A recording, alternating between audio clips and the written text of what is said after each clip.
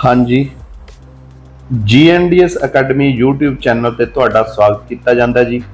ਆਪਾਂ ਲੈ ਕੇ ਆਏ ਜੀ ਅੱਜ ਦੀ ਆਪਣੀ ਕਲਾਸ ਲੈਕਚਰਰ ਪੋਲੀਟੀਕਲ ਸਾਇੰਸ ਦੇ ਵਿੱਚ ਜਿਹੜੇ ਥਿੰਕਰਸ ਨੇ ਉਹਨਾਂ ਦੇ ਨਾਲ ਰਿਲੇਟਡ ਤੁਹਾਡਾ ਜਿਹੜਾ ਹੈਗਾ ਕਲਾਸ ਦਾ ਮੋਟਿਵ ਇਹ ਹੈ ਕਿ ਜਿਹੜਾ ਤੁਹਾਡਾ ਲੈਕਚਰਰ ਪੋਲੀਟੀਕਲ ਸਾਇੰਸ ਦਾ ਐਗਜ਼ਾਮ ਆ ਰਿਹਾ ਹੈ ਉਹਦੀ ਇੱਕ ਵਾਰ ਪ੍ਰੈਪਰੇਸ਼ਨ ਕਰਨੀ ਤਾਂ ਕਿ ਤੁਸੀਂ ਆਪਣੇ ਟੌਪਿਕ ਦੇ ਨਾਲ ਇੱਕ ਟਾਈ ਅਪ ਜੇ ਹੋ ਜਾਓ ਤੇ ਤੁਹਾਨੂੰ ਜਿਹੜੇ ਹੈਗੇ ਆ MCQ ਕਿਵੇਂ ਬਣ ਆ ਸਕਦੇ ਆ ਜਾਂ ਕਿਸ ਤਰ੍ਹਾਂ ਦੇ ਬਣੇ ਹੋਏ ਸਕਦੇ ਆ ਉਸ ਦਾ ਇੱਕ ਗਾਈਡੈਂਸ ਹੈ ਜਿਹੜੀ ਉਹ ਮਿਲ ਜੇ। ਸੋ ਤੁਹਾਨੂੰ ਹਾਈਲੀ ਅਸੀਂ ਰਿਕਮੈਂਡ ਇਹ ਕਰਾਂਗੇ ਕਿ ਥਿਊਰੀ ਤੇ ਜ਼ਿਆਦਾ ਫੋਕਸ ਰੱਖਿਓ ਕਿਉਂਕਿ ਜੇ ਤੁਹਾਡੇ ਥਿਊਰੀ ਦੇ ਕਨਸੈਪਟ ਹੈ ਜਿਹੜੇ ਉਹ ਕਲੀਅਰ ਹੋਣਗੇ, ਥਿਊਰੀ ਤੇ ਤੁਹਾਡੀ ਪਕੜ ਮਜ਼ਬੂਤ ਹੋਵੇਗੀ ਤਾਂ MCQ ਤੁਸੀਂ ਆਪਣੇ ਆਪ ਵੀ ਕਰ ਸਕਦੇ ਹੋ। ਸੋ ਇਸ ਕਰਕੇ ਤੁਹਾਨੂੰ ਇਹ ਅਸੀਂ ਇੱਕ ਪ੍ਰੈਕਟਿਸ ਦੇ ਤੌਰ ਤੇ ਕਲਾਸ ਹੈ ਜਿਹੜੀ ਉਹ ਲੈ ਕੇ ਆ ਰਹੇ ਹਾਂ। ਸੋ ਹਰ ਰੋਜ਼ ਆਪਣੀ ਇਹ ਕਲਾਸ 5 ਵਜੇ ਹੁੰਦੀ ਹੈ ਜੀ, ਇੱਕ ਦਿਨ ਹਿਸਟਰੀ ਇੱਕ ਦਿਨ ਪੋਲਿਟੀ ਦੀ।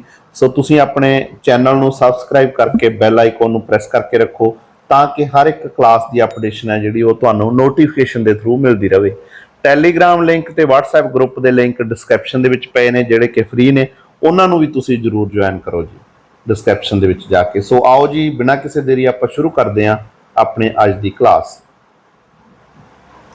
ਦੇਖੋ ਜੀ ਤੁਹਾਨੂੰ ਪਹਿਲਾ ਪ੍ਰਸ਼ਨ ਹੈ ਜਿਹੜਾ ਉਹ ਦਿਖਾਈ ਦੇ ਰਿਹਾ, ਕਹਿੰਦੇ ਪਲੇਟੋ ਹੈ ਜਿਹੜਾ ਉਹ 5ਵੀਂ ਅਤੇ 4ਥੀ ਸਦੀ ਈਸਾ ਪੂਰਵ ਦੇ ਵਿੱਚ ਹੋਇਆ ਜਾਂ 4ਥੀ ਤੇ 3ਜੀ ਈਸਾ ਪੂਰਵ ਦੇ ਵਿੱਚ ਹੋਇਆ ਜਾਂ 3ਜੀ ਅਤੇ 2ਜੀ ਈਸਾ ਪੂਰਵ ਦੇ ਵਿੱਚ ਹੋਇਆ ਜਾਂ 4ਥੀ ਅਤੇ 5ਵੀਂ ਈਸਾ ਪੂਰਵ ਦੇ ਵਿੱਚ ਹੋਇਆ।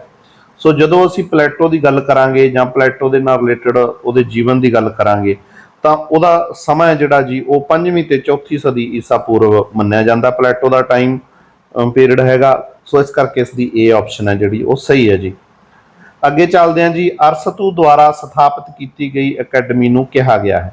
ਅਰਸਤੂ ਦੇ ਦੁਆਰਾ ਜਿਹੜੀ ਅਕੈਡਮੀ ਸਥਾਪਿਤ ਕੀਤੀ ਗਈ ਹੈ ਜੀ ਉਹਨੂੰ ਕੀ ਕਿਹਾ ਗਿਆ? ਅਕੈਡਮੀ ਲਾਈਸੀਅਮ, ਐਕੇਲੀਸੀਆ ਜਾਂ ਉਪਰੋਕਤ ਦੇ ਵਿੱਚੋਂ ਕੋਈ ਨਹੀਂ। ਸੋ ਅਰਸਤੂ ਦੇ ਜਿਹੜੀ ਅਕੈਡਮੀ ਸਥਾਪਿਤ ਕੀਤੀ ਸੀ ਜੀ ਉਸਦਾ ਨਾਮ ਲਾਈਸੀਅਮ ਸੀਗਾ ਜੀ।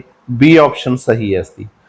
ਸੋ ਪੇਡ ਬੈਚ ਹੈ ਜਿਹੜੇ ਰਿਕਾਰਡਡ ਮੋਡ ਦੇ ਵਿੱਚ ਤੁਹਾਨੂੰ ਦਿੱਤੇ ਜਾਂਦੇ ਨੇ, ਉਹਦੀ ਜਾਣਕਾਰੀ ਦੇ ਲਈ WhatsApp ਕਰ ਸਕਦੇ ਹੋ ਜਾਂ Google Play Store ਤੋਂ ਆਪਣੀ ਅਫੀਸ਼ੀਅਲੀ ਐਪ GNDS ਅਕੈਡਮੀ ਨੂੰ ਤੁਸੀਂ ਡਾਊਨਲੋਡ ਕਰਕੇ ਉੱਥੋਂ ਇਹ ਬਾਏ ਕਰ ਸਕਦੇ ਹੋ। ਨਾ ਮਾਤਰ ਜੀ ਫੀਸ ਹੈ ਜੀ। ਸੋ ਇਹ 20 ਜੁਲਾਈ ਤੋਂ ਪਹਿਲਾਂ ਤੁਸੀਂ ਇਸ ਨੂੰ ਬਾਏ ਕਰ ਸਕਦੇ ਹੋ। ਉਸ ਤੋਂ ਬਾਅਦ ਤੁਹਾਡੇ ਕੋਲ ਟਾਈਮ ਨਹੀਂ ਬਚੇਗਾ ਕਿ ਤੁਸੀਂ ਪ੍ਰੋਪਰ ਉਸ ਦੀ ਤਿਆਰੀ ਕਰ ਸਕੋ। ਸੋ ਅੱਗੇ ਚੱਲਦੇ ਹਾਂ ਜੀ। ਅਗਲਾ ਪ੍ਰਸ਼ਨ ਹੈ ਜੀ, ਹੇਠਾਂ ਦਿੱਤੇ ਵਿੱਚੋਂ ਕਿਹੜਾ ਪਲੇਟੋ ਦਾ ਕੰਮ ਹੈ? ਪਲੇਟੋ ਦਾ ਕੰਮ ਪੁੱਛਿਆ ਜੀ।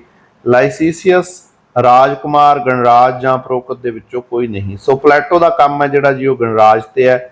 ਗਣਰਾਜ ਤੇ ਹੀ ਮਤਲਬ ਵਿਸਤ੍ਰਿਤ ਰੂਪ ਦੇ ਵਿੱਚ ਜਿਹੜਾ ਆਪਣੇ ਵਿਚਾਰ ਪੇਸ਼ ਕਰਦਾ ਹੈ, ਆਪਣੀ ਦਾਰਸ਼ਨਿਕਤਾ ਜਿਹੜਾ ਹੈਗਾ ਸਮਾਜ ਦੇ ਸਾਹਮਣੇ ਲੈ ਕੇ ਆਉਂਦਾ ਹੈ। ਅੱਗੇ ਚੱਲਦੇ ਹਾਂ ਜੀ। ਹੇਠਾਂ ਪਲੇਟੋ ਦਾ ਇੱਕ ਬੁਨਿਆਦੀ ਵਿਚਾਰ ਹੈ। ਪਲੇਟੋ ਦਾ ਬੁਨਿਆਦੀ ਵਿਚਾਰ ਕਿਹੜਾ ਜੀ? ਸਿੱਖਿਆ ਦਾ ਸਿਧਾਂਤ, ਆਦਰਸ਼ ਮਨੁੱਖ, ਨਿਆਂ ਦਾ ਸਿਧਾਂਤ ਜਾਂ ਉਪਰੋਕਤ ਸਾਰੇ। ਸੋ ਇਸ ਦੀ ਸਹੀ ਆਪਸ਼ਨ ਹੈ ਜੀ ਆਪਸ਼ਨ D। ਇਹ ਸਾਰੇ ਹੀ ਜਿਹੜੇ ਪਲੇਟੋ ਦੇ ਬੁਨਿਆਦੀ ਵਿਚਾਰ ਨੇ। ਸਿੱਖਿਆ ਦੇ ਸਿਧਾਂਤ ਤੇ ਵੀ ਉਹ ਵਿਚਾਰ ਪੇਸ਼ ਕਰਦਾ, ਆਦਰਸ਼ ਮਨੁੱਖ ਕਿਸ ਤਰ੍ਹਾਂ ਦਾ ਬਣਦਾ, ਕਿਸ ਤਰ੍ਹਾਂ ਹੋਣਾ ਚਾਹੀਦਾ ਇਹਦੇ ਤੇ ਵੀ, ਤੇ ਨਿਆਂ ਦੇ ਸਿਧਾਂਤ ਤੇ ਵੀ ਪਲੇਟੋ ਹੈ ਜਿਹੜਾ ਉਹ ਆਪਣੇ ਵਿਚਾਰ ਪੇਸ਼ ਕਰਦਾ। ਸੋ ਇਸ ਕਰਕੇ ਇਹਦੀ D ਆਪਸ਼ਨ ਬਿਲਕੁਲ ਸਹੀ ਹੈ। ਅੱਗੇ ਚੱਲਦੇ ਹਾਂ ਜੀ। ਅਰਸਤੂ ਦੇ ਅਨੁਸਾਰ ਰਾਜ, ਅਰਸਤੂ ਹੈ ਜਿਹੜਾ ਜੀ ਉਹ ਰਾਜ ਕਿਹੋ ਜਿਹਾ ਹੋਣਾ ਚਾਹੀਦਾ? ਮਨੁੱਖ ਦੇ ਸਵਾਰਥ ਦੀ ਉਪਜ ਹੈ ਜਾਂ ਇੱਕ ਸਹੂਲਤ ਹੈ ਜਾਂ ਕੁਦਰਤ ਦੇ ਵਿੱਚ ਜੈਵਿਕ ਹੈ ਜਾਂ ਕੁਦਰਤ ਦੇ ਵਿੱਚ ਅਜੀਬ ਹੈ। ਸੋ ਅਰਸਤੂ ਦੇ ਅਨੁਸਾਰ ਜਿਹੜਾ ਰਾਜ ਹੈ ਜੀ ਉਹ ਇੱਕ ਕੁਦਰਤ ਵਿੱਚ ਜੈਵਿਕ ਹੈਗਾ। ਠੀਕ ਹੈ, ਕੁਦਰਤ ਦੇ ਵਿੱਚ ਜੈਵਿਕ ਹੈ ਇੱਕ। ਇਹ ਅਰਸਤੂ ਦੇ ਅਨੁਸਾਰ ਰਾਜ ਦੀ ਪਰਿਭਾਸ਼ਾ ਹੈ। C ਆਪਸ਼ਨ ਇਸ ਦੀ ਸਹੀ ਹੈ। ਸੋ ਪਲੀਜ਼ ਚੈਨਲ ਨੂੰ ਜਿਹੜਾ ਹੈਗਾ ਜ਼ਰੂਰ ਸਬਸਕ੍ਰਾਈਬ ਕਰੋ, ਸ਼ੇਅਰ ਜ਼ਰੂਰ ਕਰੋ ਤੇ ਲਾਈਕ ਵੀ ਜ਼ਰੂਰ ਕਰਿਆ ਕਰੋ। ਪਲੇਟੋ ਦੀ ਜਿਹੜੀ ਹੈਗੀ ਆ ਫਿਲਾਸਫੀ ਦੇ ਅਨੁਸਾਰ ਦਾਰਸ਼ਨਿਕ ਦਾ ਬੁਨਿਆਦੀ ਪਾਤਰ ਹੈ। ਦਾਰਸ਼ਨਿਕ ਦਾ ਬੁਨਿਆਦੀ ਪਾਤਰ ਕੌਣ ਹੈ ਜੀ? ਪਲੇਟੋ ਦੀ ਫਿਲਾਸਫੀ ਦੇ ਅਨੁਸਾਰ ਆਪਾਂ ਨੂੰ ਪੁੱਛਿਆ ਗਿਆ। ਕਹਿੰਦੇ ਬੁੱਧੀ ਹੈ ਜਾਂ ਸਾਹਸ ਹੈ ਜਾਂ ਭੁੱਖ ਹੈ ਤੇ ਜਾਂ ਇਹਨਾਂ ਦੇ ਵਿੱਚੋਂ ਕੋਈ ਨਹੀਂ। ਸੋ ਇਸ ਦਾ ਸਹੀ ਆਨਸਰ ਹੈ ਜੀ ਤੁਹਾਡਾ A ਆਪਸ਼ਨ, ਜਿਹਦੇ ਵਿੱਚ ਬੁੱਧੀ ਆ ਜਾਂਦੀ ਹੈ। ਠੀਕ ਹੈ, ਪਲੇਟੋ ਹੈ ਜਿਹੜਾ ਉਹ ਕਹਿੰਦਾ ਉਹਦੀ ਫਿਲਾਸਫੀ ਜਾਂ ਉਹਦੀ ਥਿਊਰੀ ਦੇ ਅਨੁਸਾਰ ਜਿਹੜਾ ਦਾਰਸ਼ਨਿਕ ਦਾ ਬੁਨਿਆਦੀ ਪਾਤਰ ਹੈ ਜਾਂ ਮੁੱਖ ਪਾਤਰ ਦਾਰਸ਼ਨਿਕਤਾ ਦਾ ਉਹ ਹੈਗਾ ਜੀ ਬੁੱਧੀ। ਮਤਲਬ ਬੌਧਿਕ ਵਿਕਾਸ ਤੇ ਬੁੱਧੀ ਆਪਾਂ ਇਹਨੂੰ ਕਹਿ ਸਕਦੇ ਹਾਂ ਕਿ ਇਸ ਦਾ ਬੁਨਿਆਦੀ ਪਾਤਰ ਹੈ। ਅੱਗੇ ਚੱਲਦੇ ਹਾਂ ਜੀ। ਕਹਿੰਦੇ ਪਲੇਟੋ ਦੇ ਅਨੁਸਾਰ ਸਿਪਾਹੀਆਂ ਦਾ ਮੁੱਢਲਾ ਚਰਿੱਤਰ ਹੈ। ਪਲੇਟੋ ਦੇ ਅਨੁਸਾਰ ਜਿਹੜਾ ਸਿਪਾਹੀਆਂ ਦਾ ਮੁੱਢਲਾ ਚਰਿੱਤਰ ਕਿਹੋ ਜਿਹਾ ਹੈ ਜੀ? ਬੁੱਧੀ, ਦਲੇਰੀ, ਭੁੱਖ ਜਾਂ ਉਪਰੋਕਤ ਦੇ ਵਿੱਚੋਂ ਕੋਈ ਨਹੀਂ। ਤਾਂ ਸੋ ਇਹਦੇ ਵਿੱਚ ਆਪਸ਼ਨ ਬੀ ਸਹੀ ਹੈ, ਦਲੇਰੀ। ਤਾਂ ਸਿਪਾਹੀਆਂ ਦਾ ਮੁੱਢਲਾ ਚਰਿੱਤਰ ਕਹਿੰਦਾ ਦਲੇਰੀ ਹੈ, ਇਸ ਕਰਕੇ ਇਹਦੀ ਆਪਸ਼ਨ ਬੀ ਹੈ। ਮਤਲਬ ਜੇ ਉਹਦੇ ਵਿੱਚ ਸਿਪਾਹੀ ਦੇ ਵਿੱਚ ਦਲੇਰੀ ਨਾ ਹੋਊਗੀ ਤਾਂ ਉਹ ਜਿਹੜਾ ਰਾਜ ਦੀ ਸੁਰੱਖਿਆ ਨਹੀਂ ਕਰ ਸਕਦਾ, ਜਾਂ ਮਤਲਬ ਦੁਸ਼ਮਣਾਂ ਦੇ ਨਾਲ ਟਾਕਰਾ ਨਹੀਂ ਲੈ ਸਕਦਾ, ਜਾਂ ਜੰਗ ਯੁੱਧ ਦੇ ਵਿੱਚ ਉਹ ਹਾਰੂਗਾ, ਉਹ ਜਿੱਤ ਨਹੀਂ ਸਕਦਾ। ਅੱਗੇ ਚੱਲਦੇ ਹਾਂ ਜੀ। ਇੱਕ ਮਾਲਕ ਗੁਲਾਮ ਰਿਸ਼ਤੇ ਦੇ ਵਿੱਚ ਅਰਸਤੂ ਦੇ ਅਨੁਸਾਰ ਗੁਲਾਮ ਕੀ ਹੈ? ਬਿਲਕੁਲ ਵੀ ਲਾਭਦਾਇਕ ਨਹੀਂ ਹੁੰਦਾ, ਜਾਂ ਲਾਭਦਾਇਕ ਹੁੰਦਾ, ਜਾਂ ਆਪਣੇ ਮਾਲਕ ਨੂੰ ਆਪਣਾ ਕੰਮ ਵੇਚਣਾ ਹੁੰਦਾ ਉਹਦਾ ਕੰਮ ਤੇ, ਜਾਂ ਫਿਰ ਉਪਰੋਕਤ ਦੇ ਵਿੱਚੋਂ ਕੋਈ ਨਹੀਂ। ਸੋ ਇਸ ਦੀ ਸਹੀ ਆਪਸ਼ਨ ਹੈ ਜੀ ਬੀ, ਲਾਭਦਾਇਕ। ਠੀਕ ਹੈ, ਇੱਕ ਮਾਲਕ ਆ ਜਿਹੜਾ ਤੇ ਗੁਲਾਮ, ਉਹਦੇ ਰਿਸ਼ਤੇ ਵਿੱਚ ਅਰਸਤੂ ਦੇ ਅਨੁਸਾਰ ਜਿਹੜਾ ਗੁਲਾਮ ਹੈ ਉਹ ਲਾਭਦਾਇਕ ਹੈ। ਅੱਗੇ ਚੱਲਦੇ ਹਾਂ ਜੀ। ਪਲੈਟੋ ਦੇ ਅਨੁਸਾਰ ਰਾਜ ਦਾ ਉਦੇਸ਼ ਹੈ। ਪਲੈਟੋ ਦੇ ਅਨੁਸਾਰ ਰਾਜ ਦਾ ਉਦੇਸ਼ ਕਿਹੋ ਜਿਹਾ ਜੀ? ਤਾਂ ਪਲੈਟੋ ਦੇ ਅਨੁਸਾਰ ਜਿਹੜਾ ਰਾਜ ਦਾ ਉਦੇਸ਼ ਆ ਉਹ ਚੰਗਾ ਜੀਵਨ ਹੈ ਜੀ, ਆਪਸ਼ਨ ਏ ਸਹੀ ਹੈ। ਸੋ ਲੈਕਚਰਰ ਪੋਲੀਟੀਕਲ ਸਾਇੰਸ ਦੇ ਜਿਹੜੇ ਸਾਥੀ ਨੇ, ਜੇਕਰ ਉਹਨਾਂ ਨੇ ਬੈਚ ਬਾਏ ਕਰਨਾ, ਇਸ WhatsApp ਨੰਬਰ ਤੇ ਮੈਸੇਜ ਕਰ ਲਓ ਜੀ। ਗਰੁੱਪ ਡਿਸਕ੍ਰਿਪਸ਼ਨ ਦੇ ਵਿੱਚ ਦਿੱਤੇ ਹੋਏ ਆ, ਉਹਨਾਂ ਨੂੰ ਜੁਆਇਨ ਕਰ ਲਓ, ਫ੍ਰੀ ਨੇ ਉਹ। ਤੇ ਜਾਂ ਫਿਰ ਪਲੇ ਸਟੋਰ ਤੋਂ ਆਪਣੀ ਅਫੀਸ਼ੀਅਲੀ ਐਪ ਡਾਊਨਲੋਡ ਕਰਕੇ ਇਹਨੂੰ ਤੁਸੀਂ ਇੱਥੋਂ ਜਿਹੜਾ ਹੈਗਾ ਬੈਚ ਨੂੰ ਬਾਏ ਕਰ ਸਕਦੇ ਹੋ। ਇਸ ਐਪ ਦੇ ਵਿੱਚ ਹੀ ਡੈਮੋ ਕਲਾਸਾਂ ਵੀ ਪਈਆਂ ਨੇ, ਤੇ ਬਾਕੀ YouTube ਦੇ ਉੱਪਰ ਵੀ ਤੁਹਾਡੀਆਂ ਜਿਹੜੀਆਂ ਹੈਗੀਆਂ ਲੈਕਚਰਰ ਕੇਡਰ ਦੀਆਂ ਜਿਹੜੀਆਂ ਹੈਗੀਆਂ ਡੈਮੋ ਕਲਾਸਾਂ ਉਹ ਪਈਆਂ ਨੇ। ਸੋ ਤੁਸੀਂ ਉਹਨਾਂ ਨੂੰ ਵੀ ਦੇਖ ਸਕਦੇ ਹੋ। ਸੋ ਕਿਸ ਲੈਵਲ ਦੀ ਸਟੱਡੀ ਹੈ ਤੁਹਾਨੂੰ ਪਤਾ ਲੱਗ ਜੂਗੀ, ਕਿਸ ਲੈਵਲ ਦਾ ਸਟੱਡੀ ਮਟੀਰੀਅਲ ਹੈ, ਨੋਟਸ ਨੇ ਉਹ ਤੁਹਾਨੂੰ ਐਪ ਦੇ ਵਿੱਚ PDF ਰੂਪ ਦੇ ਵਿੱਚ ਪਏ ਨੇ, ਉੱਥੋਂ ਤੁਸੀਂ ਉਹਨਾਂ ਨੂੰ ਜ਼ਰੂਰ ਦੇਖ ਸਕਦੇ ਹੋ। ਐਪ ਨੂੰ ਆਪਣੇ ਫੋਨ 'ਚ ਹੁਣੇ ਡਾਊਨਲੋਡ ਕਰੋ। ਸੋ ਇਸ ਕੋਰਸ ਦਾ ਫਾਇਦਾ ਉਠਾਓ ਜੀ। ਹਾਂਜੀ, ਅੱਗੇ ਹੈ ਜੀ ਸਿੱਖਿਆ ਦੀ ਪਲੈਟੋਨਿਕ ਪ੍ਰਣਾਲੀ ਕੀ ਹੈ ਜੀ? ਸਿੱਖਿਆ ਦੀ ਪਲੈਟੋਨਿਕ ਪ੍ਰਣਾਲੀ ਮਤਲਬ ਜਿਹੜੀ ਸਿੱਖਿਆ ਤੇ ਪਲੈਟੋ ਦੇ ਵਿਚਾਰ ਹੈ, ਜਾਂ ਪਲੈਟੋ ਦੇ ਅਨੁਸਾਰ ਸਿੱਖਿਆ ਕਿਹੋ ਜਿਹੀ ਹੋਣੀ ਚਾਹੀਦੀ ਹੈ, ਉਹਨੂੰ ਕਹਿੰਦੇ ਆ ਪਲੈਟੋਨਿਕ ਪ੍ਰਣਾਲੀ। ਇੱਕ ਤਾਂ ਕਹਿੰਦੇ ਪ੍ਰਣਾਲੀਗਤ ਅਤੇ ਪ੍ਰਗਤੀਸ਼ੀਲ ਹੈ, ਦੂਜਾ ਕਹਿੰਦੇ ਪ੍ਰਣਾਲੀਗਤ ਪਰ ਪ੍ਰਗਤੀਸ਼ੀਲ ਨਹੀਂ, ਤੀਜਾ ਕਹਿੰਦੇ ਪ੍ਰਗਤੀਸ਼ੀਲ ਪਰ ਪ੍ਰਣਾਲੀਗਤ ਨਹੀਂ, ਚੌਥਾ ਕਹਿੰਦੇ ਨਾ ਹੀ ਪ੍ਰਣਾਲੀਗਤ ਹੈ ਤੇ ਨਾ ਹੀ ਪ੍ਰਗਤੀਸ਼ੀਲ ਹੈ ਜੀ ਤੁਹਾਡਾ। ਸੋ ਇਸ ਦਾ ਜਿਹੜਾ ਸਹੀ ਆਨਸਰ ਹੈ ਉਹ ਹੈ ਜੀ ਆਪਸ਼ਨ ਏ, ਜਿਹੜਾ ਪ੍ਰਣਾਲੀਗਤ ਅਤੇ ਪ੍ਰਗਤੀਸ਼ੀਲ ਹੈ। ਪਲੈਟੋਨਿਕ ਸਿੱਖਿਆ ਪ੍ਰਣਾਲੀ ਹੈ ਜਿਹੜੀ, ਉਹਦਾ ਮੇਨ ਮਕਸਦ ਜਾਂ ਕਹਿ ਲਓ ਕਿ ਉਹਦੇ ਮੁਤਾਬਕ ਸਿੱਖਿਆ ਪ੍ਰਣਾਲੀ ਪ੍ਰਣਾਲੀਗਤ ਅਤੇ ਪ੍ਰਗਤੀਸ਼ੀਲ ਹੈਗੀ। ਅੱਗੇ ਚੱਲਦੇ ਹਾਂ ਜੀ। ਕਹਿੰਦੇ ਅਰਸਤੂ ਦੇ ਅਨੁਸਾਰ ਸਰਕਾਰਾਂ ਦੇ 3 ਆਮ ਰੂਪ ਹਨ। ਅਰਸਤੂ ਹੈ ਜਿਹੜਾ ਇਹ ਸਰਕਾਰਾਂ ਦੇ 3 ਰੂਪ ਵਿਆਖਿਆਤ ਕਰਦਾ ਆਪਣੀ ਫਿਲਾਸਫੀ ਦੇ ਵਿੱਚ। ਕਹਿੰਦਾ ਰਾਜਸ਼ਾਹੀ, ਕੁਲੀਨਤਾ ਤੇ ਰਾਜਨਿਕਤਾ, ਜਾਂ ਰਾਜਸ਼ਾਹੀ, ਕੁਲੀਨਤਾ ਤੇ ਲੋਕਤੰਤਰ, ਜਾਂ ਜ਼ੁਲਮ, ਕੁਲੀਨਤਾ ਤੇ ਲੋਕਤੰਤਰ, ਤੇ ਜਾਂ ਫਿਰ ਉਪਰੋਕਤ ਦੇ ਵਿੱਚੋਂ ਕੋਈ ਨਹੀਂ। ਸੋ ਇਹਦਾ ਸਹੀ ਆਨਸਰ ਹੈ ਜੀ ਏ, ਰਾਜਸ਼ਾਹੀ, ਕੁਲੀਨਤਾ ਤੇ ਰਾਜਨੀਤਿਕ। ਠੀਕ ਹੈ, ਸਰਕਾਰ ਦੇ 3 ਰੂਪ ਹੈ, ਇੱਕ ਤਾਂ ਰਾਜਸ਼ਾਹੀ ਹੈ ਜੀ, ਤੇ ਦੂਜਾ ਕੁਲੀਨਤਾ ਹੈ, ਤੇ ਤੀਜਾ ਰਾਜਨੀਤਿਕ ਹੈ। ਇਹ ਤਿੰਨੋਂ ਰੂਪ ਜਿਹੜੇ ਸਰਕਾਰ ਦੇ ਨੇ ਅਰਸਤੂ ਦੇ ਅਕੋਰਡਿੰਗ। ਅੱਗੇ ਚੱਲਦੇ ਹਾਂ ਜੀ। ਪਲੈਟੋ ਦੀ ਸਿੱਖਿਆ ਦੀ ਯੋਜਨਾ ਦੇ ਅਨੁਸਾਰ ਜਿਮਨਾਸਟਿਕ ਸਰੀਰ, ਮਨ, ਆਤਮਾ ਜਾਂ ਉਪਰੋਕਤ ਦੇ ਵਿੱਚੋਂ ਕੋਈ ਨਹੀਂ। ਸੋ ਪਲੈਟੋ ਦੀ ਜਿਹੜੀ ਸਿੱਖਿਆ ਯੋਜਨਾ ਹੈ ਜਾਂ ਸਿੱਖਿਆ ਪ੍ਰਣਾਲੀ ਹੈ, ਉਸ ਦੇ ਅਨੁਸਾਰ ਜਿਹੜਾ ਹੈਗਾ ਜੀ ਜਿਮਨਾਸਟਿਕ ਇਹ ਸਰੀਰ। ਠੀਕ ਹੈ, ਤਾਂ ਸਰੀਰ ਇਹਦੀ ਸਹੀ ਆਪਸ਼ਨ ਆਊਗੀ। ਅੱਗੇ ਚੱਲਦੇ ਹਾਂ ਜੀ। ਪਲੈਟੋ ਦੇ ਅਨੁਸਾਰ ਹੇਠ ਲਿਖੀਆਂ ਸ਼੍ਰੇਣੀਆਂ ਨੂੰ ਬੈਰਕਾਂ ਦੇ ਵਿੱਚ ਰਹਿਣਾ ਚਾਹੀਦਾ ਹੈ। ਦਾਰਸ਼ਨਿਕ ਅਤੇ ਗੁਲਾਮ, ਮਾਲਕ ਅਤੇ ਗੁਲਾਮ, ਦਾਰਸ਼ਨਿਕ ਅਤੇ ਸਿਪਾਹੀ, ਜਾਂ ਉਪਰੋਕਤ ਦੇ ਵਿੱਚੋਂ ਕੋਈ ਨਹੀਂ।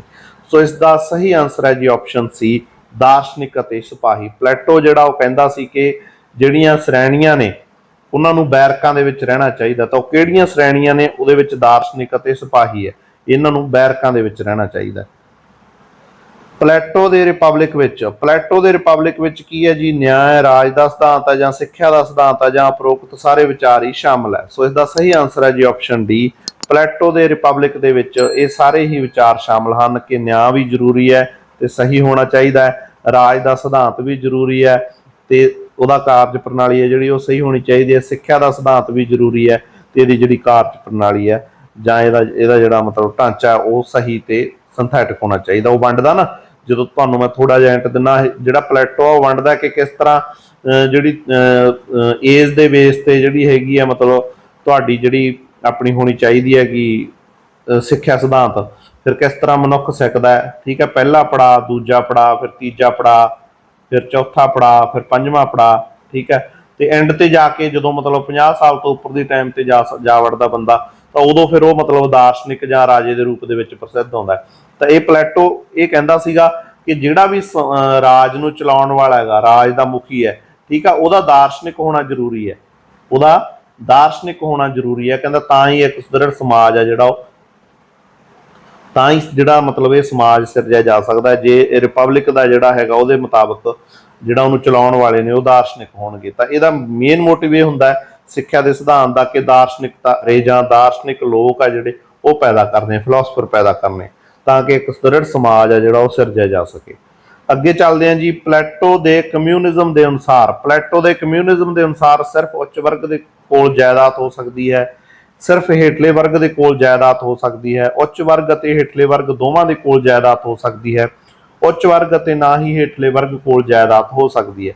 ਸੋ ਜਿਹੜਾ ਪਲੈਟੋ ਦਾ ਕਮਿਊਨਿਜ਼ਮ ਹੈ ਉਹਦੇ ਅਨੁਸਾਰ ਜਦੋਂ ਆਪਾਂ ਗੱਲ ਕਰਾਂਗੇ ਤਾਂ ਉਹਦੇ ਅਨੁਸਾਰ ਜੀ ਜਿਹੜਾ ਹੈਗਾ ਬੀ ਆਪਸ਼ਨ ਸਹੀ ਹੈ ਕਿ ਸਿਰਫ ਹੇਠਲੇ ਵਰਗ ਦੇ ਕੋਲ ਜਾਇਦਾਦ ਹੋ ਸਕਦੀ ਹੈ। ਕਮਿਊਨਿਜ਼ਮ ਦੇ ਵਿੱਚ ਉਹ ਕਹਿੰਦਾ ਕਿ ਜੇ ਕਮਿਊਨਿਜ਼ਮ ਪ੍ਰਣਾਲੀ ਜਿਹੜੀ ਲਾਗੂ ਹੋਣੀ ਆ ਤਾਂ ਇਹੋ ਜਿਹਾ ਰਾਜ ਆ ਤਾਂ ਉਹਦੇ ਵਿੱਚ ਹੇਠਲੇ ਵਰਗ ਦੇ ਕੋਲ ਜਾਇਦਾਦ ਹੋ ਸਕਦੀ ਹੈ, ਦੂਜਿਆਂ ਨੂੰ ਉਹ ਜਾਇਦਾਦ ਰੱਖਣ ਦੀ ਮਨਾਹੀ ਕਰਦਾ। ਅਰਸਤੂ ਦੇ ਅਨੁਸਾਰ ਹੇਠਲਿਆਂ ਵਿੱਚੋਂ ਕਿਹੜਾ ਸਰਕਾਰ ਦਾ ਸਭ ਤੋਂ ਵਧੀਆ ਰੂਪ ਹੈ? ਅਰਸਤੂ ਨੇ ਹੁਣ ਦੇਖੋ ਜੀ ਕਹਿੰਦਾ ਕਿਹੜਾ ਰੂਪ ਵਧੀਆ, ਰਾਜਸ਼ਾਹੀ, ਕੁਲੀਨਤਾ, ਰਾਜਨੀਤੀ ਜਾਂ ਲੋਕਤੰਤਰ। ਤਾਂ ਅਰਸਤੂ ਆ ਜਿਹੜਾ ਉਹ ਰਾਜਸ਼ਾਹੀ ਨੂੰ ਹੀ ਵਧੀਆ ਮੰਨਦਾ ਹੈ ਕਿ ਜਿਹੜਾ ਰਾਜਸ਼ਾਹੀ ਰੂਪ ਹੈ ਨਾ ਸਰਕਾਰ ਦਾ ਉਹ ਸਭ ਤੋਂ ਵਧੀਆ ਬੈਸਟ ਰੂਪ ਹੈ। ਅੱਗੇ ਚੱਲਦੇ ਹਾਂ ਜੀ। ਪਲੈਟੋ ਦੇ ਅਨੁਸਾਰ ਸਾਰੀਆਂ ਜਮਾਤਾਂ ਨੂੰ ਨਿੱਜੀ ਜਾਇਦਾਦ ਨਾ ਦੇਣ ਦਾ ਕਾਰਨ ਇਹ ਹੈ ਕਿ ਨਿੱਜੀ ਜਾਇਦਾਦ ਲੋਕਾਂ ਲਈ ਚੰਗੀ ਨਹੀਂ ਹੈ। ਨਿੱਜੀ ਜਾਇਦਾਦ ਨਿੱਜੀ ਲਾਲਸਾਵਾਂ ਨੂੰ ਜਨਮ ਦੇਵੇਗੀ। ਆਰਥਿਕ ਅਤੇ ਰਾਜਨੀਤਿਕ ਸ਼ਕਤੀ ਇੱਕੋ ਹੱਥਾਂ ਵਿੱਚ ਨਹੀਂ ਹੈ। ਤੇ ਜਾਂ ਫਿਰ ਬੀ ਆਪਸ਼ਨ ਹੈ ਦੋਵੇਂ, ਬੀ ਅਤੇ ਸੀ, ਮਤਲਬ ਉਹ ਨਿੱਜੀ ਜਾਇਦਾਦ ਲਾਲਸਾਵਾਂ ਨੂੰ ਜਨਮ ਦੇਵੇਗੀ, ਇੱਕੋ ਦਾ ਇਹ ਵੀ ਸਹੀ ਹੈ। ਦੂਜਾ ਉਹ ਦਾ ਜਿਹੜਾ ਹੈਗਾ ਆਰਥਿਕ ਅਤੇ ਰਾਜਨੀਤਿਕ ਸ਼ਕਤੀ ਇੱਕੋ ਹੱਥਾਂ ਵਿੱਚ ਨਹੀਂ ਹੈ, ਤਾਂ ਕਰਕੇ ਵੀ ਸਹੀ ਹੈ। ਸੋ ਇਹਦੀ ਸਹੀ ਆਪਸ਼ਨ ਹੈ ਜੀ ਬਿਲਕੁਲ ਡੀ। ਠੀਕ ਹੈ, ਜਿਹੜਾ ਆਪਾਂ ਪਹਿਲਾਂ ਪ੍ਰਸ਼ਨ ਕਰਕੇ ਹਟਿਆ ਨਾ ਵੀ ਉਹ ਜਾਇਦਾਦ ਚਾਹੁੰਦਾ ਵੀ ਹੇਠਲੇ ਲੋਕਾਂ ਦੇ ਕੋਲ ਜਾਂ ਨਿਚਲੇ ਲੋਕਾਂ ਦੇ ਕੋਲ ਹੋਣੀ ਚਾਹੀਦੀ ਹੈ ਨਿੱਜੀ ਜਾਇਦਾਦ, ਦੂਜਿਆਂ ਕੋਲ ਅਧਿਕਾਰ ਨਹੀਂ ਹੋਣਾ ਚਾਹੀਦਾ। ਦੂਜਿਆਂ ਦੀ ਮਤਲਬ ਜਾਇਦਾਦ ਆ ਜਿਹੜੀ ਉਹ ਸਰਕਾਰ ਦੇ ਅੰਡਰ ਹੋਣੀ ਚਾਹੀਦੀ ਹੈ ਜਾਂ ਸਰਕਾਰੀ ਹੱਥਾਂ 'ਚ ਹੋਣੀ ਚਾਹੀਦੀ ਹੈ। ਤਾਂ ਉਹਦੇ ਪਿੱਛੇ ਉਹ ਕੀ ਕਾਰਨ ਦਿੰਦਾ ਕਿ ਜਿਹੜੇ ਸਾਰੀਆਂ ਜਮਾਤਾਂ ਨੂੰ ਨਿੱਜੀ ਜਾਇਦਾਦ ਉਹ ਅਸੀਂ ਕਿਉਂ ਨਹੀਂ ਦੇ ਸਕਦੇ? ਕਹਿੰਦਾ ਇਹਦੇ ਨਾਲ ਨਿੱਜੀ ਲਾਲਸਾਵਾਂ ਵੱਧ ਜਾਣਗੀਆਂ ਮਨੁੱਖ ਦੀਆਂ, ਤੇ ਜਦੋਂ ਨਿੱਜੀ ਲਾਲਸਾਵਾਂ ਵੱਧ ਗਈਆਂ ਸਮਾਜ ਦੇ ਵਿੱਚ ਜਿਹੜਾ ਵਿਗਾੜ ਪੈਦਾ ਹੋ ਜਾਊਗਾ ਤੇ ਸਮਾਜ ਆ ਜਿਹੜਾ ਮਤਲਬ ਸਵਾਰਥੀ ਹੋ ਜਾਊਗਾ, ਸਵਾਰਥੀ ਲੋਕ ਪੈਦਾ ਹੋਣਗੇ ਸਮਾਜ ਦੇ ਵਿੱਚ। ਆਰਥਿਕ ਅਤੇ ਰਾਜਨੀਤਿਕ ਸ਼ਕਤੀ ਇੱਕੋ ਹੱਥਾਂ ਦੇ ਵਿੱਚ ਨਹੀਂ ਹੈ ਕਹਿੰਦਾ, ਕਿਉਂਕਿ ਆਰਥਿਕ ਤੇ ਰਾਜਨੀਤਿਕ ਸ਼ਕਤੀ ਹੈ ਜਿਹੜੀ ਉਹ ਇੱਕੋ ਹੱਥਾਂ ਦੇ ਵਿੱਚ ਨਹੀਂ ਹੈ ਜਾਂ ਉਹਨੂੰ ਨਹੀਂ ਰੱਖਿਆ ਜਾ ਸਕਦਾ। ਇਸ ਕਰਕੇ ਵੀ ਜਿਹੜਾ ਹੈਗਾ ਨਿੱਜੀ ਜਾਇਦਾਦ ਦੇਣ ਦੀ ਉਹ ਮਨਾਹੀ ਕਰਦਾ ਹੈ। ਅੱਗੇ ਹੈ ਜੀ। ਅਰਸਤੂ ਦੇ ਅਨੁਸਾਰ ਗੁਲਾਮੀ ਗੁਲਾਮ ਲਈ ਚੰਗੀ ਹੈ ਕਿਉਂਕਿ ਉਸ ਨੂੰ ਨਿਰੰਤਰ ਭੋਜਨ ਦੀ ਸਪਲਾਈ ਮਿਲਦੀ ਰਹਿੰਦੀ ਹੈ। ਮਾਲਕ ਗੁਲਾਮ ਦੀ ਰੱਖਿਆ ਕਰਦਾ ਹੈ। ਮਾਲਕ ਗੁਲਾਮ ਨੂੰ ਨਹੀਂ ਮਾਰਦਾ, ਉਸ ਨੂੰ ਦੂਜੇ ਹੱਥ ਤਰੀਕੇ ਦੇ ਨਾਲ ਨੇਕੀ ਮਿਲਦੀ ਹੈ। ਸੋ ਅਰਸਤੂ ਹੈ ਜਿਹੜਾ ਉਹ ਕਹਿੰਦਾ ਗੁਲਾਮੀ ਗੁਲਾਮ ਦੇ ਲਈ ਚੰਗੀ ਹੈ ਕਿਉਂਕਿ ਉਸ ਨੂੰ ਦੂਜੇ ਹੱਥ ਤਰੀਕੇ ਦੇ ਨਾਲ ਜਿਹੜੀ ਹੈਗੀ ਹੈ ਨੇਕੀ ਮਿਲਦੀ ਹੈ, ਮਤਲਬ ਉਹਨੂੰ ਉਹਦੀ ਮਿਹਨਤ ਦਾ ਫਲ ਮਿਲਦਾ ਜਾਂ ਨੇਕਤਾ ਦਾ ਉਹਦੀ ਦਾ ਫਲ ਮਿਲਦਾ ਉਹਨੂੰ। ਅੱਗੇ ਚੱਲਦੇ ਹਾਂ ਜੀ। ਕਹਿੰਦੇ ਪਲੈਟੋ ਦੇ ਰਾਜ ਵਿੱਚ ਤਰਕ ਦਾ ਤੱਤ। ਪਲੈਟੋ ਆ ਜਿਹੜਾ ਜੀ ਉਹ ਆਪਣੇ ਰਾਜ ਦੇ ਵਿੱਚ ਤਰਕ ਦਾ ਤੱਤ ਦਿੰਦਾ। ਦਾਰਸ਼ਨਿਕਾਂ, ਸੈਨਿਕਾਂ, ਮਜ਼ਦੂਰਾਂ ਨੂੰ ਜਾਂ ਆਮ ਆਦਮੀ ਦੇ ਵਿੱਚ ਮੌਜੂਦ ਆ। ਕਹਿੰਦਾ ਤਰਕ ਦਾ ਫੈਕਟ ਹੈ ਜਿਹੜਾ ਜਾਂ ਤੱਤ ਆ ਉਹ ਇਹਨਾਂ ਦੇ ਵਿੱਚੋਂ ਕਿਹਦੇ ਵਿੱਚ ਜਿਹੜਾ ਹੈਗਾ ਮੌਜੂਦ ਆ? ਤਾਂ ਇਹਦੀ ਸਹੀ ਆਪਸ਼ਨ ਹੈ ਜੀ ਆਪਸ਼ਨਸ ਏ। ਦਾਰਸ਼ਨਿਕਾਂ ਦੇ ਵਿੱਚ ਕਹਿੰਦਾ ਜਿਹੜਾ ਹੈਗਾ ਤਰਕ ਦਾ ਤੱਤ ਉਹ ਮੌਜੂਦ ਹੈ। ਉਹ ਤਰਕ ਦੇ ਨਾਲ ਸੋਚਦੇ ਆ, ਤਰਕ ਦੇ ਨਾਲ ਫੈਸਲੇ ਲੈਂਦੇ ਆ। ਇਸ ਕਰਕੇ ਉਹ ਦਾਰਸ਼ਨਿਕਾਂ ਨੂੰ ਸਾਰੀਆਂ ਪਾਵਰਾਂ ਦੇਣੀਆਂ ਚਾਹੁੰਦਾ ਹੈ ਆਪਣੇ ਰਾਜ ਦੇ ਵਿੱਚ, ਜਿਹੜਾ ਉਹ ਰਾਜ ਦਾ ਆਦਰਸ਼ ਰਾਜ ਦੇ ਵਿੱਚ। ਅੱਗੇ ਚੱਲਦੇ ਹਾਂ ਜੀ। ਅਰਸਤੂ ਦੇ ਅਨੁਸਾਰ ਰਾਜ ਦਾ ਕੰਮ ਹੈ। ਅਰਸਤੂ ਹੈ ਜਿਹੜਾ ਉਹ ਕਹਿੰਦਾ ਰਾਜ ਦਾ ਕੰਮ ਚੰਗਾ ਪ੍ਰਸ਼ਾਸਨ, ਆਰਥਿਕ ਚੰਗਿਆਈ, ਵਿਅਕਤੀ ਦੀ ਨੈਤਿਕ ਸੰਪੰਨਤਾ ਜਾਂ ਫਿਰ ਉਪਰੋਕਤ ਦੇ ਵਿੱਚੋਂ ਕੋਈ ਨਹੀਂ।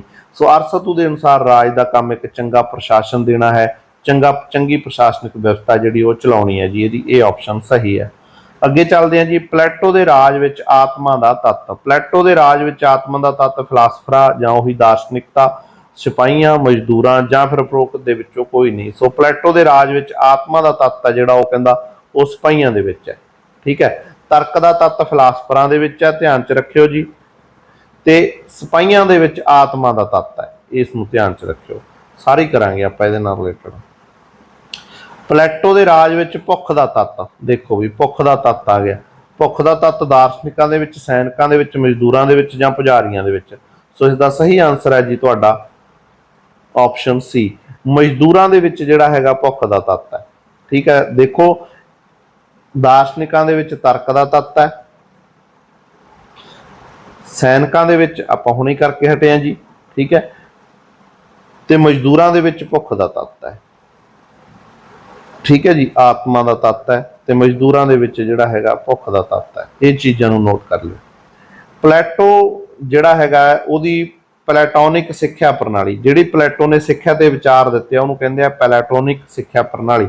ਉਹਦੇ ਅਨੁਸਾਰ ਦਾਰਸ਼ਨਿਕ ਰਾਜੇ ਲਈ ਸਿੱਖਿਆ, ਆਪਾਂ ਪਹਿਲਾਂ ਗੱਲ ਕਰਕੇ ਹਟੇ ਆ ਕਿ ਉਹ ਚਾਹੁੰਦਾ ਹੁੰਦਾ ਜਿਹੜਾ ਰਾਜਾ ਉਹ ਦਾਰਸ਼ਨਿਕ ਹੀ ਹੋਵੇ, ਤਾਂ ਉਹਦੇ ਲਈ ਸਿੱਖਿਆ ਦਾ ਪ੍ਰਬੰਧ ਉਹ ਕਿਵੇਂ ਕਰਦਾ ਆਪਦੀ ਪਲੈਟੋਨਿਕ ਸਿੱਖਿਆ ਪ੍ਰਣਾਲੀ ਦੇ ਵਿੱਚ। ਤਾਂ ਉਹ 35 ਸਾਲ ਦੀ ਉਮਰ ਦੇ ਵਿੱਚ, 55 ਸਾਲ ਦੀ ਉਮਰ ਦੇ ਵਿੱਚ ਜੀਵਨ, ਲੰਬਾ ਜੀਵਨ, ਤੇ ਜਾਂ ਫਿਰ ਉਪਰੋਕਤ ਦੇ ਵਿੱਚੋਂ ਕੋਈ ਨਹੀਂ। ਤਾਂ ਇਹਦੀ ਸਹੀ ਆਪਸ਼ਨ ਹੈ ਜੀ ਸੀ, ਲੰਬਾ ਜੀਵਨ, ਜਿਹੜਾ ਮਤਲਬ ਸਾਰੀ ਜ਼ਿੰਦਗੀ ਉਹ ਰਾਜਾ ਜਿਹੜਾ ਦਾਰਸ਼ਨਿਕ ਰਾਜੇ ਦੇ ਲਈ ਸਿੱਖਿਆ ਜਿਹੜੀ ਉਹ ਚੱਲਦੀ ਰਹਿਣੀ ਚਾਹੀਦੀ ਹੈ, ਉਹਨੂੰ ਸਿੱਖਿਆ ਗ੍ਰਹਿਣ ਕਰਦੇ ਰਹਿਣਾ ਚਾਹੀਦਾ। ਅੱਗੇ ਚੱਲਦੇ ਹਾਂ ਜੀ। ਅਰਸਤੂ ਦੇ ਅਨੁਸਾਰ ਰਾਜਸ਼ਾਹੀ, ਅਰਸਤੂ ਦੇ ਅਨੁਸਾਰ ਰਾਜਸ਼ਾਹੀ ਜ਼ੁਲਮ ਕਰਦੀ ਹੈ, ਕੁਲੀਨਤਾ ਹੈ, ਲੋਕਤੰਤਰ ਹੈ, ਜਾਂ ਉਪਰੋਕਤ ਦੇ ਵਿੱਚੋਂ ਕੋਈ ਨਹੀਂ। ਸੋ ਇਸ ਦਾ ਸਹੀ ਆਨਸਰ ਹੈ ਜੀ ਜ਼ੁਲਮ। ਰਾਜਸ਼ਾਹੀ ਹੈ ਜਿਹੜੀ ਇਹ ਜ਼ਾਲਮ ਹੈ ਜਾਂ ਜ਼ੁਲਮ ਕਰਦੀ ਹੈ ਲੋਕਾਂ ਤੇ, ਅਰਸਤੂ ਕਹਿੰਦਾ। ਅੱਗੇ ਚੱਲਦੇ ਹਾਂ ਜੀ।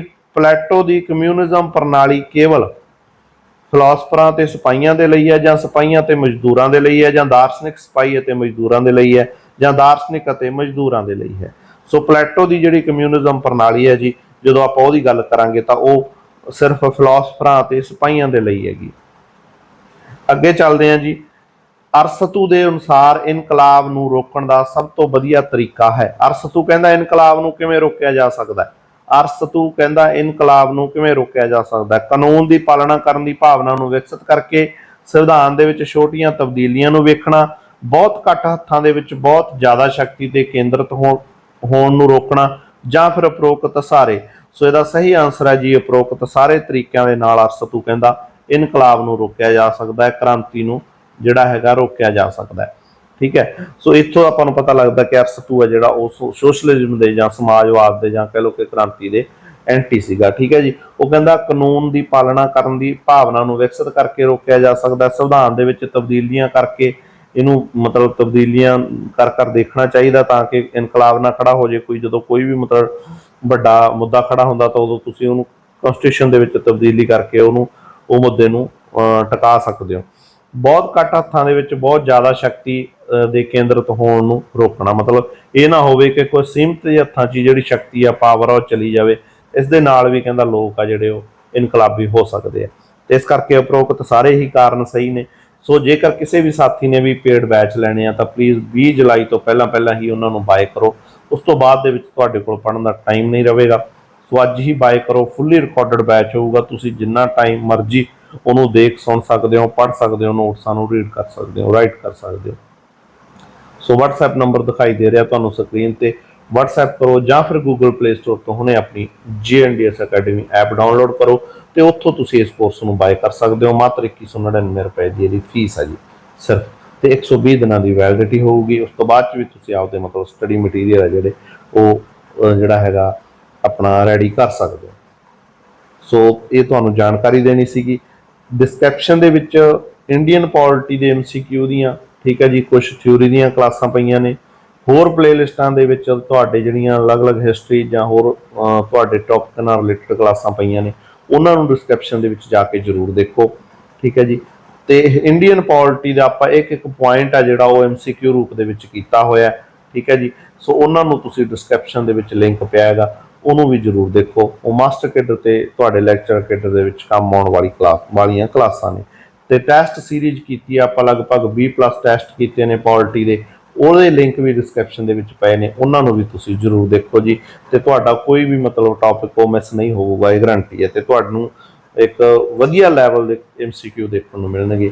ਰਿਪੀਟਡ ਜਾਂ ਕਹਿ ਲਓ ਕਿ ਉਹੀ ਜਿਹੜੇ ਆਮ ਚੱਲਦੇ ਆ ਉਹ MCQ ਨਹੀਂ ਹੋਣਗੇ, ਇੱਕ ਨਵੇਂ MCQ ਤੁਹਾਨੂੰ ਦੇਖਣ ਨੂੰ ਮਿਲਣਗੇ ਉਹਨਾਂ 20 ਟੈਸਟਾਂ ਦੇ ਵਿੱਚ। ਸੋ ਉਹ 20 ਟੈਸਟਾਂ ਦਾ ਲਿੰਕ ਹੈ ਜਿਹੜਾ ਉਹ ਵੀ ਡਿਸਕ੍ਰਿਪਸ਼ਨ ਦੇ ਵਿੱਚ ਪਿਆ। ਜੇ ਤੁਸੀਂ ਫ੍ਰੀ ਦੇਖਣਾ ਤਾਂ, ਜੇ ਤੁਸੀਂ ਮਤਲਬ ਉਹਨੂੰ ਬਾਏ ਕਰਨਾ ਤੱਕ ਮਤਲਬ ਭਾਲਣਾ ਨਾ ਪਵੇ, ਲੱਭਣਾ ਨਾ ਪਵੇ, ਤਾਂ ਉਹ ਤੁਹਾਡਾ ਜਿਹੜਾ ਹੈਗਾ ਤੁਹਾਡੀ ਐਪ JNDS ਅਕੈਡਮੀ ਐਪ ਤੇ ਪਿਆ, ਉਹਦੀ ਫੀਸ 299 ਰੁਪਏ ਜੀ, ਉਹ ਵੀ ਤੁਸੀਂ ਬਾਏ ਕਰ ਸਕਦੇ ਹੋ। ਉਹਦੇ ਨਾਲ ਤੁਹਾਨੂੰ ਟੈਸਟ ਆ ਜਿਹੜੇ ਉਹ ਵਿਦ ਐਕਸਪਲੇਨੇਸ਼ਨ ਉਹਦੇ ਵਿੱਚ ਪ੍ਰੋਵਾਈਡ ਕਰਵਾਏ ਗਏ ਆ। ਸੋ ਹਾਂਜੀ, ਅੱਗੇ ਚੱਲਦੇ ਹਾਂ। ਪਲੇਟੋ ਦੇ ਅਨੁਸਾਰ ਵਿਅਕਤੀਗਤ ਪੱਧਰ ਤੇ ਨਿਆਂ ਦਾ ਮਤਲਬ ਹੈ। ਪਲੇਟੋ ਕਹਿੰਦਾ ਜੀ ਵਿਅਕਤੀਗਤ ਪੱਧਰ ਤੇ ਨਿਆਂ ਦਾ ਕੀ ਮਤਲਬ ਹੈ, ਤਾਂ ਜੀਵਨ ਦੇ ਵਿੱਚ ਅਸਲ ਕਿੱਤਾ ਚੁਣਨਾ, ਦਾਰਸ਼ਨਿਕ ਦਾ ਪਾਲਣ ਕਰਨਾ, ਜਾਂ ਸਹੀ ਉਮਰ ਦੇ ਵਿੱਚ ਸਹੀ ਕਿਸਮ ਦੀ ਸਿੱਖਿਆ ਪ੍ਰਾਪਤ ਕਰਨਾ, ਜਾਂ ਫਿਰ ਫੌਜ ਦੇ ਵਿੱਚ ਸੇਵਾ ਕਰਨਾ। ਵਿਅਕਤੀਗਤ ਪੱਧਰ ਤੇ ਨਿਆਂ ਦਾ ਕੀ ਮਤਲਬ ਹੈ, ਤਾਂ ਵਿਅਕਤੀਗਤ ਪੱਧਰ ਤੇ ਨਿਆਂ ਦਾ ਮਤਲਬ ਹੈ ਜੀ ਜੀਵਨ ਦੇ ਵਿੱਚ ਅਸਲ ਕਿੱਤਾ ਚੁਣਨਾ। ਕਹਿੰਦਾ ਉਹੀ ਵਿਅਕਤੀਗਤ ਨਿਆਂ ਹੈਗਾ ਜੇ ਤੁਸੀਂ ਆਪਣਾ ਅਸਲ ਕਿੱਤਾ ਚੁਣ ਲਓਗੇ ਆਪਣੀ ਜ਼ਿੰਦਗੀ ਦੇ ਵਿੱਚ। ਅੱਗੇ ਹੈ ਜੀ ਪਲੇਟੋ ਦੇ ਅਨੁਸਾਰ ਨਿਆਂ ਦੇ ਵਿੱਚ ਕੇਵਲ ਵਿਅਕਤੀਗਤ ਮਾਪ ਹੈ, ਕੇਵਲ ਸਮਾਜਿਕ ਮਾਪ ਹੈ, ਵਿਅਕਤੀਗਤ ਤੇ ਸਮਾਜਿਕ ਮਾਪ ਹੈ, ਉਪਰੋਕਤ ਵਿੱਚੋਂ ਕੋਈ ਨਹੀਂ। ਸੋ ਅੱਗੇ ਹੈ ਜੀ ਸਹੀ ਆਪਸ਼ਨ ਸੀ ਜੀ, ਵਿਅਕਤੀਗਤ ਤੇ ਸਮਾਜਿਕ ਮਾਪ ਹੈ। ਸੋ ਇਹ ਜਿਹੜੇ ਪਲੇਟੋ ਤੇ ਆਪਣੇ ਹੈਗੇ ਆ ਨਾ ਜਿਹੜੇ ਅਰਸਤੂ, ਠੀਕ ਹੈ, ਇਹ ਮੋਸਟਲੀ ਸਾਰੀਆਂ ਜਿਹੜੀਆਂ ਫਿਲਾਸਫੀਆਂ ਨੇ, ਜਿਹੜੀਆਂ ਵਿਚਾਰਧਾਰਾਵਾਂ ਨੇ, ਠੀਕ ਹੈ, ਉਹਨਾਂ ਤੇ ਕਾਰਜ ਕਰਦੇ ਨੇ, ਉਹਨਾਂ ਤੇ ਆਪਣੇ ਵਿਚਾਰ ਪੇਸ਼ ਕਰਦੇ ਨੇ, ਠੀਕ ਹੈ ਜੀ। ਇਹੀ ਇਹਨਾਂ ਦੇ ਸਿਧਾਂਤ ਨੇ, ਇਹੀ ਇਹਨਾਂ ਦੀ ਦਾਰਸ਼ਨਿਕਤਾ ਹੈਗੀ। ਇਹ ਚੀਜ਼ ਨੂੰ ਧਿਆਨ 'ਚ ਰੱਖਣਾ। ਮਤਲਬ ਇਹ ਫਿਰ ਇਹ ਵੀ ਦੱਸਦੇ ਵੀ ਹੈ ਕਿ ਸਭ ਤੋਂ ਵਧੀਆ ਕੀ ਹੈ। ਜਿਵੇਂ ਅਰਸਤੂ ਹੈ ਜਿਹੜਾ ਉਹ ਰਾਜਸ਼ਾਹੀ ਨੂੰ ਵਧੀਆ ਮੰਨਦਾ, ਠੀਕ ਹੈ, ਉਹਦੀ ਆਲੋਚਨਾ ਵੀ ਕਰਦਾ ਉਹ, ਬਟ ਇਹਨੂੰ ਵਧੀਆ ਮੰਨਦਾ, ਬੈਸਟ ਮੰਨਦਾ। ਉਵੇਂ ਜਿਹੜਾ ਪਲੇਟੋ ਹੈ ਇਹ ਗਣਰਾਜ ਨੂੰ ਵਧੀਆ ਮੰਨਦਾ, ਠੀਕ ਹੈ ਜੀ, ਇਹ ਗਣਰਾਜ ਨੂੰ ਵਧੀਆ ਮੰਨਦਾ, ਇਹਦੀ ਆਲੋਚਨਾ ਵੀ ਕਰਦਾ, ਦੂਜੀਆਂ ਫਿਲਾਸਫੀਆਂ ਦੀ ਆਲੋਚਨਾ ਵੀ ਕਰਦਾ, ਸਲਾਹਤਾ ਵੀ ਕਰਦਾ। ਸੋ ਮਤਲਬ ਇਹਨਾਂ ਦੀ ਦਾਰਸ਼ਨਿਕਤਾ ਹੈਗੀ ਹੈ ਸਾਡੀ ਪੋਲਿਟੀ ਦੀਆਂ ਫਿਲਾਸਫੀਆਂ ਨੂੰ, ਵਿਚਾਰਧਾਰਾਵਾਂ ਨੂੰ ਸਮਝਣ ਦੀ। ਬਹੁਤ ਵਧੀਆ ਜਿਹੜੇ ਹੈਗੇ ਦਾਰਸ਼ਨਿਕ ਨੇ ਇਹ, ਜਿੰਨੇ ਵੀ ਤੁਹਾਨੂੰ ਪੋਲੀਟੀਕਲ ਥਿੰਕਰਸ ਨੇ ਸਿਲੇਬਸ ਦੇ ਵਿੱਚ, ਉਹਨਾਂ ਨਾਲ ਰਿਲੇਟਡ ਆਪਾਂ MCQ ਜ਼ਰੂਰ ਲੈ ਕੇ ਆਵਾਂਗੇ। ਸੋ ਕਲਾਸ ਚੈਨਲ ਨੂੰ ਜ਼ਰੂਰ ਸਬਸਕ੍ਰਾਈਬ ਕਰੋ, ਕਲਾਸ ਨੂੰ ਲਾਈਕ ਜ਼ਰੂਰ ਕਰਿਆ ਕਰੋ, ਸ਼ੇਅਰ ਜ਼ਰੂਰ ਕਰਿਆ ਕਰੋ ਹੋਰ ਸਾਥੀਆਂ ਦੇ ਵਿੱਚ। ਸੋ ਅੱਗੇ ਚੱਲਦੇ ਹਾਂ ਜੀ। ਕਹਿੰਦੇ ਅਰਸਤੂ ਦੇ ਅਨੁਸਾਰ ਜਦੋਂ ਪਰਿਵਾਰ ਮਨੁੱਖ ਦੀਆਂ ਸਾਰੀਆਂ ਲੋੜਾਂ ਪੂਰੀਆਂ ਨਹੀਂ ਕਰ ਸਕਦਾ ਤਾਂ ਉਸਨੇ, ਜਦੋਂ ਵੇਖੋ ਅਰਸਤੂ ਆ ਨਾ ਜਿਹੜਾ, ਉਹ ਕਹਿੰਦਾ ਪਰਿਵਾਰ ਕਿਵੇਂ ਪੈਦਾ ਹੋਇਆ, ਸਮਾਜ ਕਿਵੇਂ ਪੈਦਾ ਹੋਇਆ, ਰਾਜ ਆ ਜਿਹੜਾ ਉਹ ਕਿਵੇਂ ਪੈਦਾ ਹੋਇਆ, ਰਾਜ ਕਿਵੇਂ ਪੈਦਾ ਹੋਇਆ, ਠੀਕ ਹੈ ਜੀ, ਇਹਦੀ ਰਾਜ ਬਣਨ ਦੀ ਘਟਨਾ ਕੀ ਹੈ, ਤਾਂ ਅਰਸਤੂ ਬੜੀ ਵਧੀਆ ਢੰਗ ਨਾਲ ਸਮਝਾਉਂਦਾ, ਠੀਕ ਹੈ, ਸਿੰਪਲ ਲੈਂਗੁਏਜ ਦੇ ਵਿੱਚ ਸਮਝਾਉਂਦਾ ਹੈ। ਥਿਊਰੀ ਦੀਆਂ ਕਲਾਸਾਂ ਜਿਹੜੀਆਂ ਜੋ ਤੁਸੀਂ ਬੈਚ ਬਾਏ ਕਰੋਗੇ ਨਾ, ਉਹਦੇ ਵਿੱਚ ਤੁਹਾਨੂੰ ਮਤਲਬ ਇੱਕ ਗੱਲ ਬਣ ਜੂਗੀ, ਐ ਨਹੀਂ ਹੋਊਗਾ ਵੀ ਅਰਸਤੂ ਕੀ ਸੀ ਤੇ ਕਹਿਣਾ ਕੀ ਚਾਹੁੰਦਾ, ਬੜੇ ਹੀ ਵਧੀਆ ਢੰਗ ਨਾਲ ਸਮਝਾਉਂਦਾ।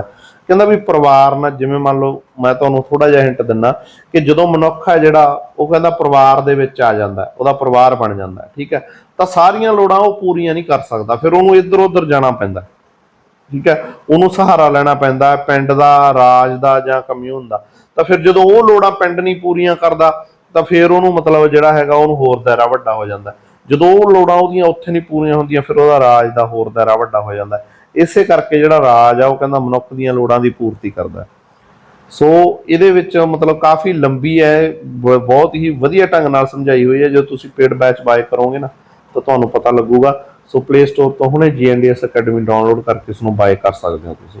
ਸੋ ਇਹਦੀ ਇਹ ਆਪਸ਼ਨ ਸਹੀ ਹੈ ਜੀ। ਪਿੰਡ ਪਰਿਵਾਰ ਹੈ, ਮਨੁੱਖ ਦੀਆਂ ਸਾਰੀਆਂ ਲੋੜਾਂ ਪੂਰੀਆਂ ਨਹੀਂ ਕਰ ਸਕਦਾ, ਤਾਂ ਫਿਰ ਉਹਨੇ ਕੀ ਕਰ ਲਿਆ, ਮਨੁੱਖ ਨੇ ਪਿੰਡਾਂ ਦਾ ਨਿਰਮਾਣ ਕਰ ਲਿਆ, ਪਿੰਡ ਸਿਰਜ ਲਏ ਤਾਂ ਕਿ ਉਹਦੀਆਂ ਲੋੜਾਂ ਪੂਰੀਆਂ ਹੋ ਸਕਣ।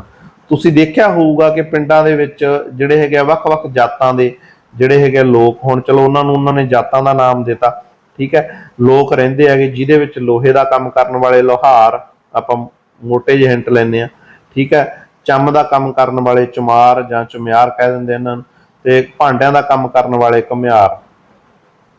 ਤੁਹਾਨੂੰ ਥੋੜਾ ਜਿਹਾ ਹਿੰਟ ਦੇ ਦਿੰਦਾ, ਠੀਕ ਹੈ। ਹੁਣ ਦੇਖੋ ਇਹਦੇ ਚ ਕੀ ਹੈ, ਇਹ ਲੋੜਾਂ ਹੈ, ਲੋਹੇ ਦੀਆਂ ਚੀਜ਼ਾਂ ਜਾਂ ਵਸਤਾਂ ਦੀ ਵੀ ਲੋੜ ਹੈ, ਠੀਕ ਹੈ ਜੀ, ਤੇ ਜਿਹੜਾ ਚਮੜੇ ਦੇ ਜਿਹੜੇ ਮਤਲਬ ਜੁੱਤੀ ਵਗੈਰਾ ਜਾਂ ਕੱਪੜੇ ਵਗੈਰਾ ਵੀ ਬਣਦੇ ਸੀਗੇ ਉਸ ਟਾਈਮ ਤੇ, ਠੀਕ ਹੈ, ਉਹਨਾਂ ਦੀ ਵੀ ਲੋੜ ਹੈ, ਇਹ ਵੀ ਮਨੁੱਖ ਦੀ ਲੋੜ ਹੈ। ਤੇ ਭਾਂਡਿਆਂ ਦੀ ਵੀ ਲੋੜ ਹੈ ਮਨੁੱਖ ਨੂੰ। ਮੋਸਟਲੀ ਉਦੋਂ ਸਟੀਲ ਵਗੈਰਾ ਨਹੀਂ ਹੁੰਦੀ ਸੀ, ਧਾਤਾਂ ਦੇ ਭਾਂਡੇ ਨਹੀਂ ਹੁੰਦੇ ਸੀਗੇ, ਠੀਕ ਹੈ, ਤਾਂ ਇਹ ਬਹੁਤ ਇੰਪੋਰਟੈਂਟ ਸੀਗੇ ਤਿੰਨੇ।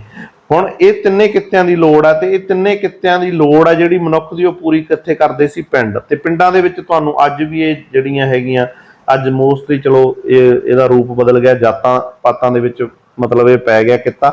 ਸਹੀ ਮਹੀਨਿਆਂ ਦੇ ਵਿੱਚ ਜੇ ਕਿੱਤਿਆਂ ਦਾ ਲੋਹੇ ਦਾ ਕੰਮ ਕਰਨ ਵਾਲੇ ਲੋਹਾਰ, ਜੁੱਤੀ ਦਾ ਚਮੜੇ ਦਾ ਕੰਮ ਕਰਨ ਵਾਲੇ ਚੁਮਿਆਰ, ਤੇ ਭਾਣ ਬਰਤਨਾਂ ਦਾ ਕੰਮ ਕਰਨ ਵਾਲੇ ਘੁਮਿਆਰ ਕਹਿਲਾਉਂਦੇ ਸੀ, ਠੀਕ ਹੈ ਜੀ। ਸੋ ਇੱਥੇ ਹੁਣ ਇਹ ਲੋੜਾਂ ਪੂਰੀਆਂ ਕਰਦਾ ਪਰਿਵਾਰ ਦੀਆਂ, ਇਹ ਪਰਿਵਾਰ ਹੈ ਮਨੁੱਖ ਦਾ, ਠੀਕ ਹੈ, ਇਹਨਾਂ ਦੀਆਂ ਇਹ ਲੋੜਾਂ, ਇਹਨਾਂ ਨੂੰ ਇਹ ਪੂਰਾ ਕਰਦੇ ਆ।